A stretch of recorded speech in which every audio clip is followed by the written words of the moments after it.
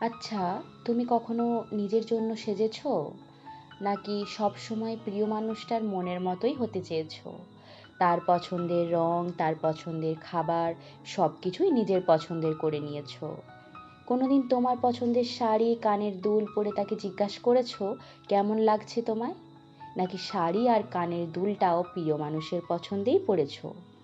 কোনোদিনও কি তোমার প্রিয় মানুষের জুঁইয়ের মালাটা বাদ দিয়ে তোমার পছন্দের গোলাপটা লাগিয়েছো খোঁপায়? কোনোদিনও কি তার দেওয়া চকলেটটা সরিয়ে পেট ভরে তোমার ভালো লাগার বিরিয়ানিটা খেয়েছো একসাথে?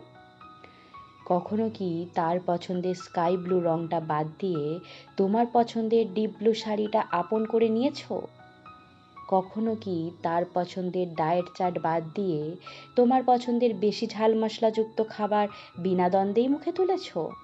হাজার একটা কথা না ভেবে তোমায় তার কাছে সব থেকে সুন্দর রমণী হতে হবে এই চিন্তা নিয়ে দামি দামি ট্যান রিমুভার ক্রিম ইউজ না করে সাধারণ সাদামাটা হয়ে থেকেছো? একটা কথা কি জানো, সত্যি ভালোবাসায় এইসব প্রয়োজন পড়ে না।